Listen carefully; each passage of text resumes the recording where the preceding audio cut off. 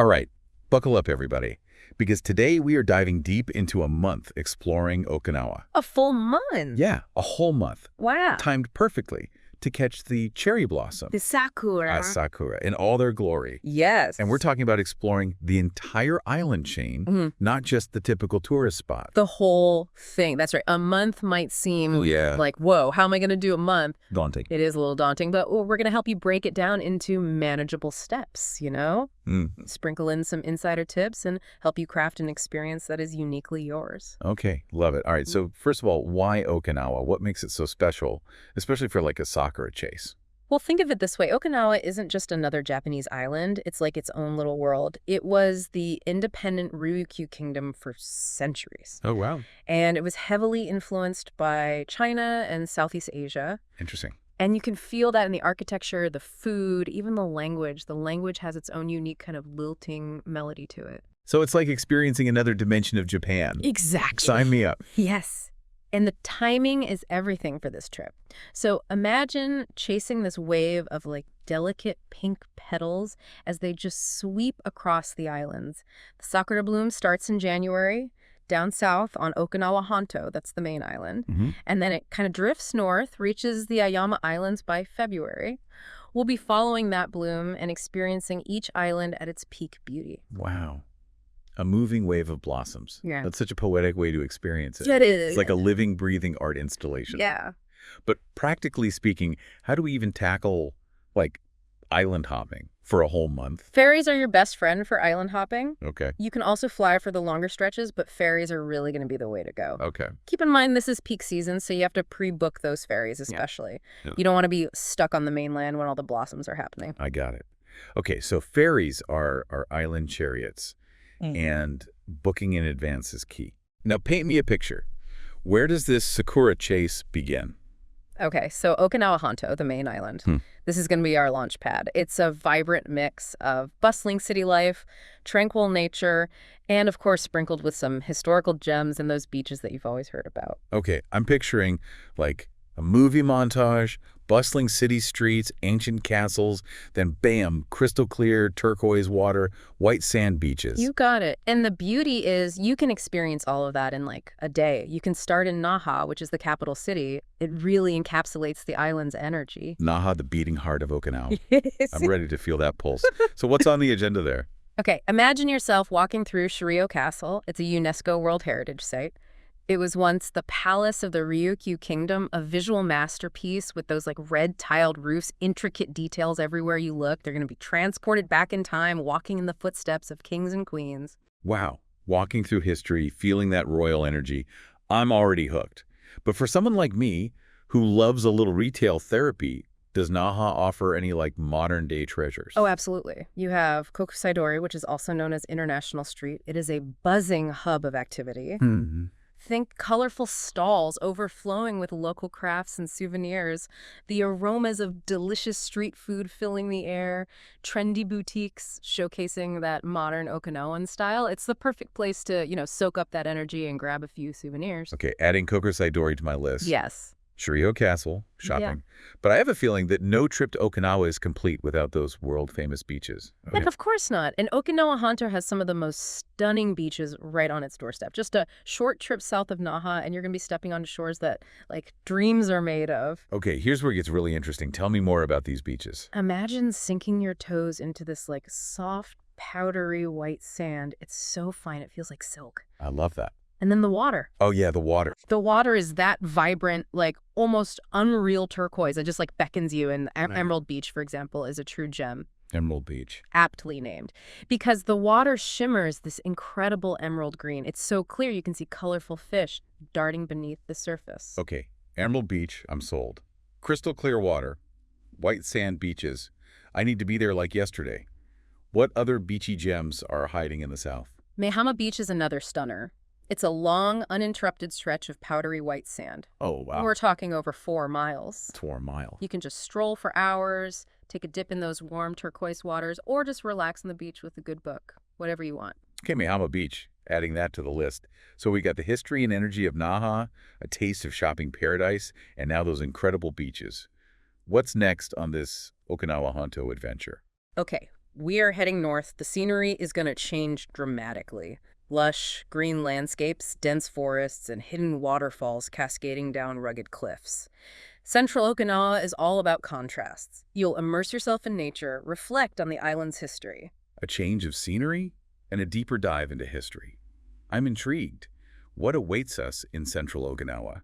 The Peace Memorial Park is a must-visit. Okay. It's a poignant reminder of the Battle of Okinawa, one of the fiercest battles of World War II. Walking through the park, you're going to see memorials, monuments, personal stories. It really brings the past to life. It's a chance to reflect on the human cost of conflict and to really appreciate the resilience of the Okinawan people. A powerful reminder of history indeed. It's important to remember the past, even as we explore the beauty of the present. But Okinawa's beauty isn't just on land, right? I've heard whispers about its incredible underwater world. Absolutely. And for that, we are headed to the Chirami Aquarium. It is world-renowned. It's like a portal to the vibrant underwater world of Okinawa. Chirami Aquarium. The name itself sounds magical. What makes it so special? Picture yourself standing in front of the Kuroshio sea tank. Okay. This is one of the largest aquarium tanks in the world. It is home to majestic whale sharks, Whale sharks. graceful manta rays, and just this kaleidoscope of colorful fish. You step into another world. It's a world of wonder and tranquility. You'll be mesmerized, trust me. Whale sharks. Okay, that's it. I am officially booking my ticket. From historical reflection to underwater wonderlands, Okinawa Honto is exceeding expectations. And we're not done yet. Are we? Remember those dramatic landscapes I mentioned? Yeah. Northern Okinawa is where you'll find them in full force. Rugged coastlines, dense forests, hidden waterfalls that feel straight out of a fairy tale. Oh, I love a good change of scenery. Yeah. What's the highlight of northern Okinawa? Okay, the Yanbaru Forest. It's a must explore. It's this subtropical evergreen forest, so imagine hiking through dense jungle trails. The air is thick with humidity. You smell the scent of these exotic flowers. I love it. This is where you might spot the endangered Okinawa rail, this flightless bird that's only found in Okinawa. It's a nature lover's paradise. The Yanbaru Forest sounds like a true adventure. Any other must-sees in the north? Cape Hato, the northernmost point of Okinawa Honto, is an experience you will not forget. Cape Hato? What makes it so special? Paint me a picture. All right, you're standing at the edge of the world. The wind is whipping through your hair. You're gazing out at this vast expanse of the Pacific Ocean. It's raw beauty, untamed energy. You can feel the power of nature all around you. Okay, Cape Hato, dramatic cliffs, panoramic ocean views, check. So we've covered the length of Okinawa Honto, from the bustling city of Naha to those tranquil beaches in the south, the historical and natural wonders of the center, and then the rugged beauty of the north. What an incredible journey so far. And remember, this is just the beginning. Wait, there's more. We still have a whole month. I know. I'm already blown away by everything we've uncovered on the main island. I can't even imagine what awaits us on those outer islands. That's the beauty of Okinawa. It's a place of endless discovery. This is shaping up to be one epic Okinawan adventure. It is. I am hooked. But maybe we should save those island hopping adventures for part 2 of our deep dive. I think our listeners need a moment to process all the amazing things we've uncovered so far. I agree. We've covered a lot of ground, and there's still so much to explore. Exactly. We'll be back soon with more Okinawan adventures, including those tantalizing outer islands, and of course, we haven't even touched on the food yet. The food, yes. So much good food. Stay tuned, folks. This Okinawan journey is far from over. Not even close. All right, adventurers, we are back and ready to set sail for those outer islands. I'm already feeling that salty breeze in my hair and the excitement bubbling up. I love it. And hold on to your hats because each of these islands is like stepping into a completely different world, even more so than the mainland. I'm all ears.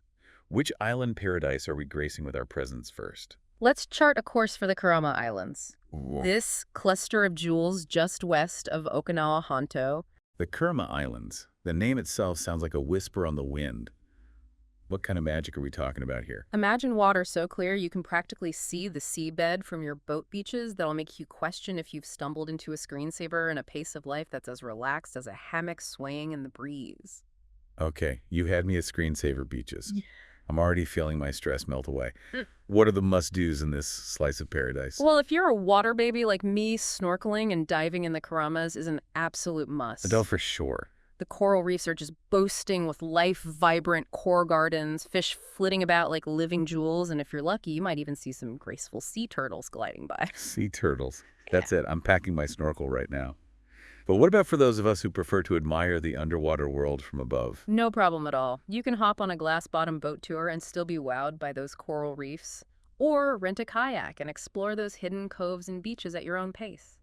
And of course, simply relaxing on those pristine shores, soaking up the sun, listening to the gentle lapping of the waves is an experience in itself. Kayaking, glass-bottom boats, or just pure relaxation?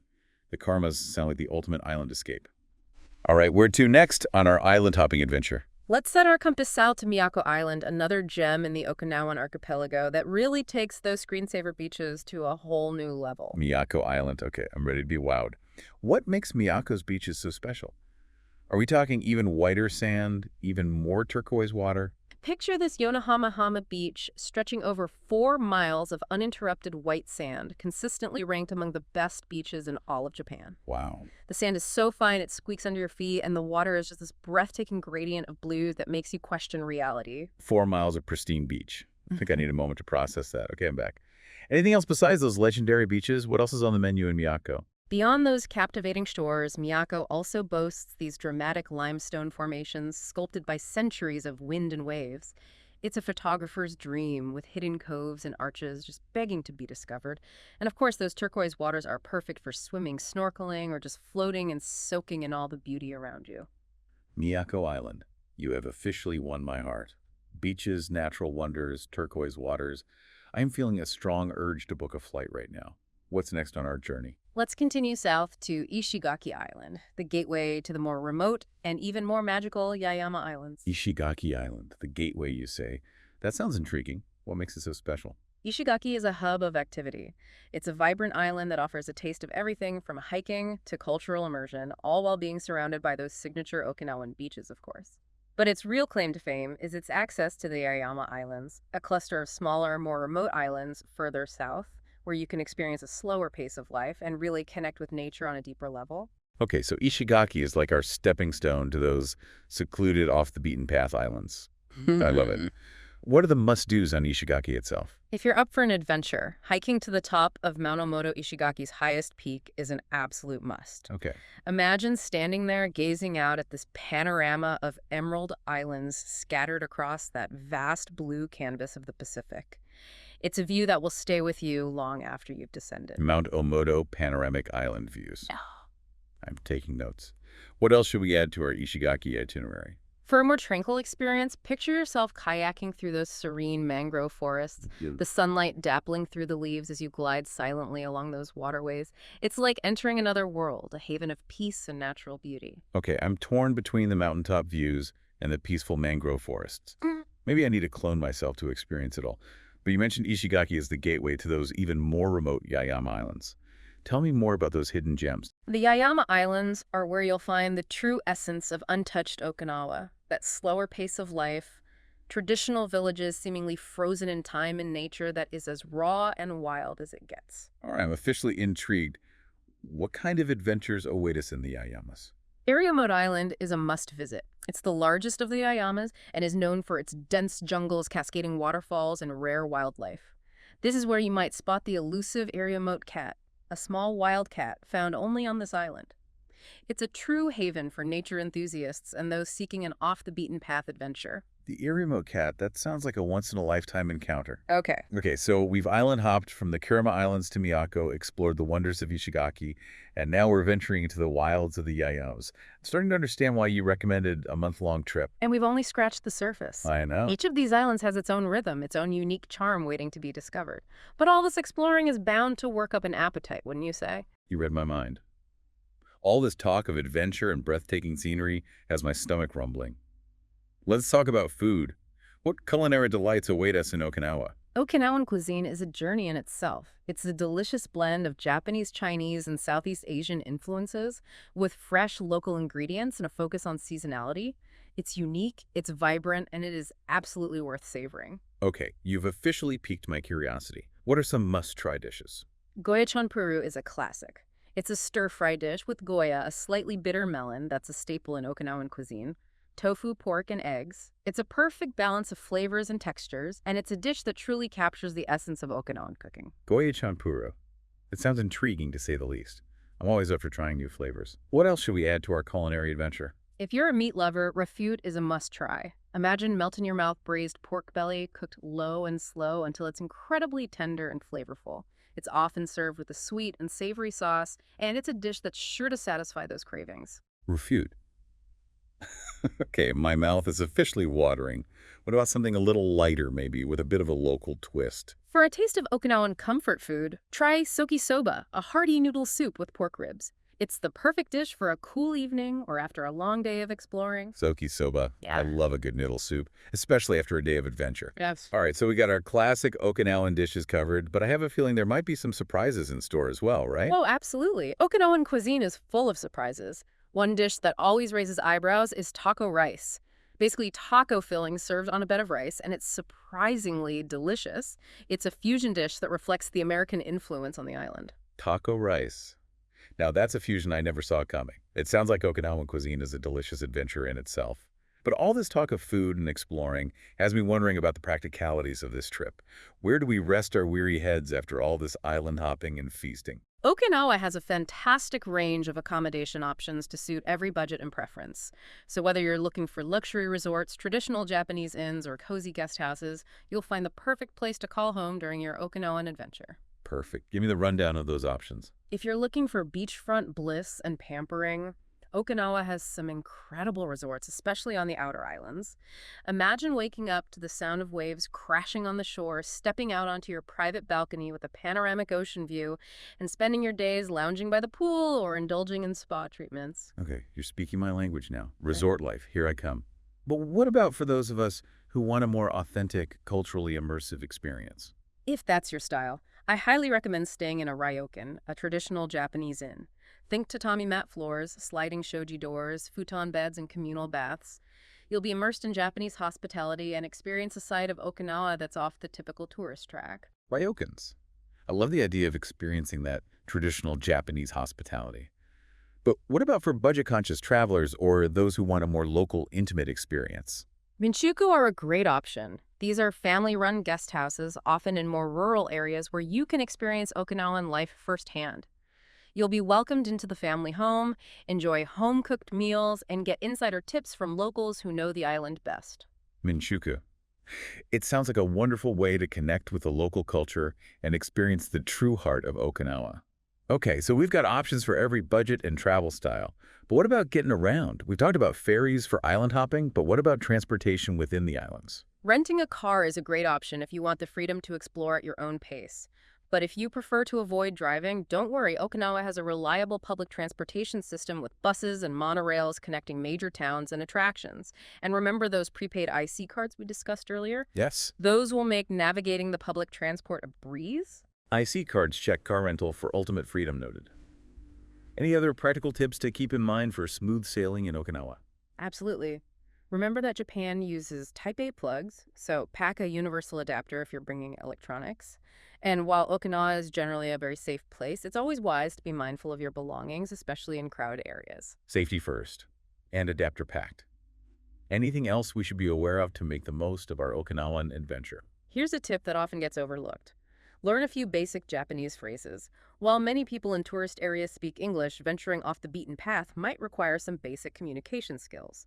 A simple hello, thank you, or even excuse me, can go a long way in showing respect and connecting with the locals. That's great advice. I'm already brushing up on my konnichiwa and arigato. Anything else you'd like to share before we wrap up this part of our deep dive? The most important tip I can give is to embrace that Okinawan pace of life. It's slower, it's more relaxed, and it's all about appreciating the simple things. Don't overschedule yourself, allow time for spontaneity, and savor every moment of this magical journey. Beautifully said. I think we've given our listeners a fantastic roadmap for their own Okinawan adventure. From island hopping and must-see sites to delicious food practical tips and even a touch of cultural immersion. Absolutely. But we're not quite done yet. We have one last part to this Okinawan deep dive, where we'll delve a little deeper into the cultural nuances of Okinawa, those unique traditions and customs that make it so special. All right, I'm intrigued. Cultural nuances, unique traditions. This is what sets a trip apart from just a vacation. I'm ready to soak it all in. Perfect. Then let's take a short pause and we'll be right back with the final part of our Okinawan adventure. All right, fellow travelers, we are back for the final leg of our Okinawan journey. Yes. We've explored the islands, we've tasted the flavors. We have. Now it's time to dive into that, like, heart and soul of Okinawa, the cultural nuances that make it so special. I love it. I'm ready to soak it all in. I'm excited for you. So what can you tell us about that? Well, Okinawan culture is so rich, vibrant, and deeply rooted in its history. It's this beautiful blend of indigenous Ryukyu traditions, Japanese influences, and even traces of Chinese and Southeast Asian cultures. Wow. It sounds like a fascinating cultural tapestry. It is. So what are some, like, key things our listeners should know about Okinawan customs and etiquette Yeah. to make sure they're being, like, respectful travelers? Well, first and foremost, remember that Okinawa, while a part of Japan, it really has its own unique cultural identity. Right. So while a lot of Japanese customs will apply, there are some like subtle differences to be aware of. Okay. I'm all ears. What are some of those key differences? Let's start with greetings. In mainland Japan, bowing is the customary way to greet someone. Right. But in Okinawa, you might also see people clasp their hands together in front of their chest, almost like a prayer gesture, as a sign of respect. Oh, interesting. Yeah. So it's kind of a blend of both. It is, yeah. That's cool. What about when visiting, like, sacred sites like Shiryo Castle or the various temples and shrines scattered across the islands? Just like in mainland Japan, it's customary to remove your shoes before you're entering temples and shrines. Okay. You'll usually find a designated area for that. Got it. And as always, dressing modestly is a sign of respect, especially in those sacred spaces. Got it. Shoe removal, modest attire, check. What about communication? Yeah. I know a little bit of Japanese, but is it widely spoken in Okinawa? While Japanese is the official language, Right. you might actually encounter the Okinawan language, especially in more rural areas. Oh, interesting. Yeah, and it's a distinct language. It has its own, unique sounds and rhythms, and it's considered endangered by UNESCO. Wow, an endangered language. Yeah. That's a powerful reminder, I think, of the importance of preserving cultural heritage. It is. So brushing up on my Japanese is a good idea. Yeah. But what if I encounter those unique Okinawan phrases? I mean, don't worry too much. Even a little effort goes a long way. Yeah. Learning a few basic Okinawan phrases will be so appreciated by the locals. Okay, awesome. Are there any that you recommend trying out? So chubarashi means hello, Chubarashi. and nifidabiru means thank you. Okay, Nifi Dibru. Even just a simple greeting like that can really create a connection and show that you're making an effort. Yeah, and it's amazing how just a few words can, like, bridge those cultural gaps and create that sense of connection. Absolutely. Language is so powerful. It is. And speaking of cultural immersion, you can't talk about Okinawa without mentioning its vibrant arts and crafts scene. Oh, yes, I have heard about this.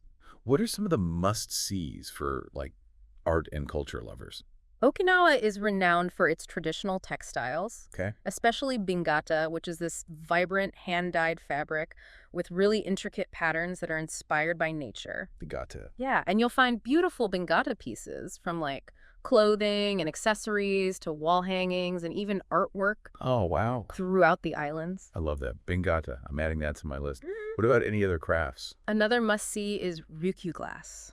Ooh. It's this beautiful hand-blown glass that's known for its vibrant colors and unique designs. It's said to have originated in the Ryukyu Kingdom period. Wow. And today, you can even visit glass-blowing studios and try your hand at creating your own masterpiece. Oh, wow. I would love that. Yeah, Yuyuki glass. That sounds like a really special souvenir to take home. it is. So from textiles to glass blowing, it seems like Okinawan art Mm. is a feast for the senses. Yes. But let's shift gears for a moment and talk about, like, the practicalities. We've covered a lot of ground, and I know our listeners are probably eager to start planning their own Okinawan adventure. Yeah. What are some essential travel tips that you recommend? Okay, so we already touched on the importance of pre-booking ferries, especially during peak season. Yes. And those prepaid IC cards are an absolute lifesaver for navigating public transportation. Right. Ferries booked, IC cards loaded. What else should we keep in mind? Okinawa has a subtropical climate, Okay. so you want to pack accordingly. Think light, breathable clothing, sunscreen, a hat, insect repellent. Bug spray. Yeah. Even if you're visiting during the cooler months, remember that humidity can be high year-round. Great advice. I'm Yeah. already picturing myself strolling along those beaches with my hat, sunscreen, and a newfound appreciation for the Okinawan climate. Yes. Any other practical tips to ensure, like, a smooth and enjoyable trip. Here's a tip that I think often gets overlooked.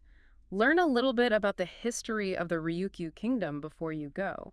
Oh, interesting. Yeah, it'll give you a much deeper understanding of Okinawan culture, its unique identity, and just like the historical context of the sites that you're visiting. That's a really great point. Like, understanding that historical backdrop can enrich the whole travel experience. Yeah, It's like having this extra layer of appreciation for the places you're seeing and the people you're meeting. It's absolutely. not just about like Japanese history in general, but specifically the history of the Ryukyu Kingdom Yes, and its unique trajectory. right. Okay, I'm taking notes. Any final words of wisdom for our Mhm. listeners who are now like dreaming of their own Okinawan adventure? The most important thing is to just approach your trip with an open mind, Hmm. a willingness to embrace the unexpected. Okinawa is a place that will surprise you, challenge you, and ultimately leave you transformed. Yeah, Allow yourself to be swept away by the beauty of the islands, the warmth of the people, and that magic that just unfolds when you step outside of your comfort zone. beautifully said. I think we have equipped our listeners with everything they need to embark on their own unforgettable Okinawan adventure. From practical tips and cultural insights to must-see sights, culinary delights, and even a touch of linguistic flair. We have. Okinawa, here we come. And to our listeners, we encourage you to take the leap, plan your adventure, and discover the enchantment of Okinawa for yourself. Until next time, keep those travel dreams alive, and may your journeys be filled with wonder and inspiration.